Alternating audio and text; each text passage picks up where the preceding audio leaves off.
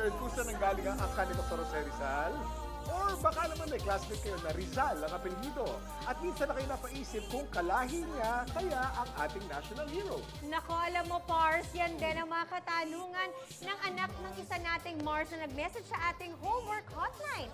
Ayon kay Mars Rhea Ventura, ito raw ang tanong ng kanyang anak. Let's see. Mga Mars and Pars, ang dami po kasing tanong sa akin ng anak ko tungkol kay Dr. Jose Rizal para sa project niya. Sino-sino raw ba ang mga lolo't lola niya? Meron ba daw siyang mga naging anak? Oy. Buhay pa raw ba ang mga kamag-anak niya? Baka naman po, matulungan niyo ako. Salamat po. Magandang Ayan. tanong.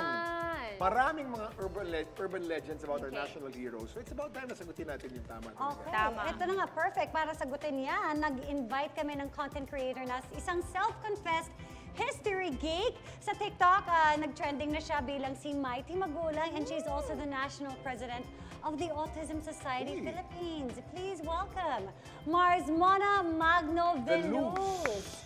Mars Mars Mona! Mona! Good morning po! Hi, Miss Mona. Good morning to everyone. Hello!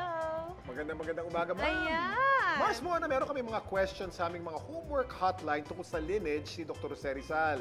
Pwede niyo ba kami itulungan na i-trace po yung mga angkan at mga kamag-anak ni Dr. Jose Rizal? Naku, mahaba-habang Oo pang-trace nga. ito, Miss Kaya Mona. ba to? Okay, Miss Mona. Saan kami mag-uumpisa? Ito tayo ng pataas, yung kanyang mga Pataas, magulang, okay, no? magulang. Okay. Oo, si Francisco Mercado Rizal, ang nanay niya si Teodora Rialonda Alonso.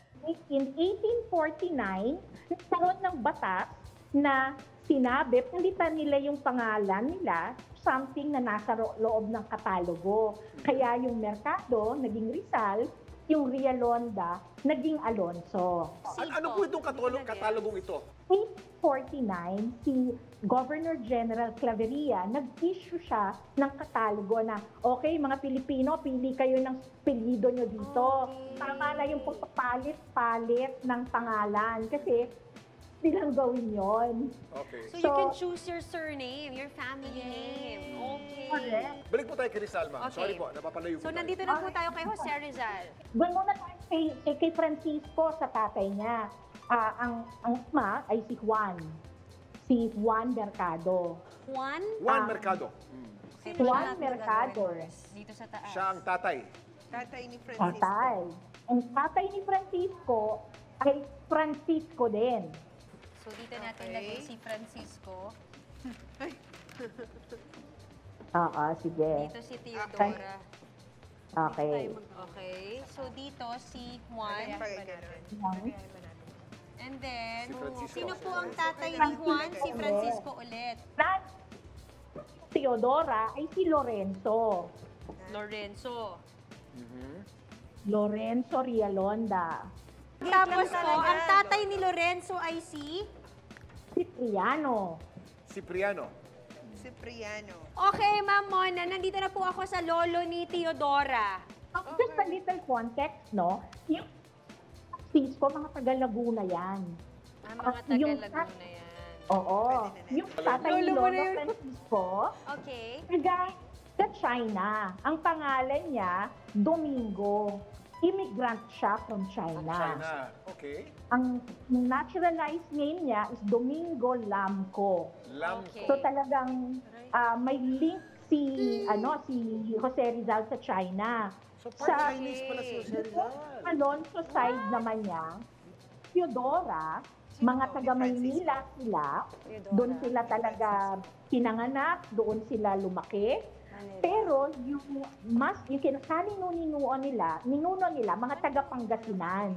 At yung mga ninuno nila sa Pangasinan ay galing sa China at Japan. Doon naman pamilya May ni Japanese Drew. blood din si Jose Rizal.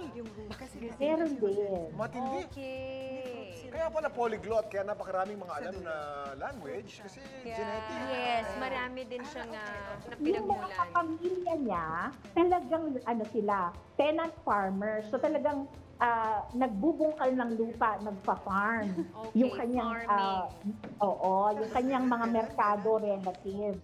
Kaya nung pumili sila ng pangalan, yung Rizal actually means verdant green. Kasi yun yung kulay ng palay bago siya ma-harvest.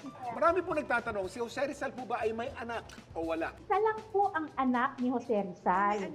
May anak po siya kay Josephine Bracken, pero namatay po. Namatay po as an infant.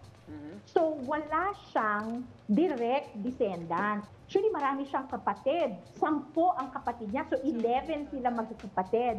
Yung lalaki, si Pasiano, never used the name Rizal. Ano po ang ginamit na pangalan? Mercado. Okay. From that line, wala na yung surname na Rizal. So, kung meron kayong naririnig na Rizal na surname, malamang po hindi connected dito sa pamilyang to. Ma'am Mona, maraming salamat at kami ay na-enlighten mo Yes. tungkol sa kung saan ba nagmula si Oo. Jose Rizal, Mars. And this is just a part of it, Yes. Mars. Galing. I'm sure you can go further in more in-depth diba? with Ang this. dami nating mga takeaway dito. Maraming salamat, Mars Mona. Baka gusto niyo pong i-plug ang inyong pong page o meron po ba kayong ibang gustong i-promote? Okay? Hahanap niyo po si Mighty Magulang sa TikTok, YouTube, Facebook, Instagram, at Twitter. Pwede niyo po ako makontak doon. Ayun, Mighty Magulang. Mighty Thank Magulang. you po, Ma'am Mona. Ingat po Thank pala.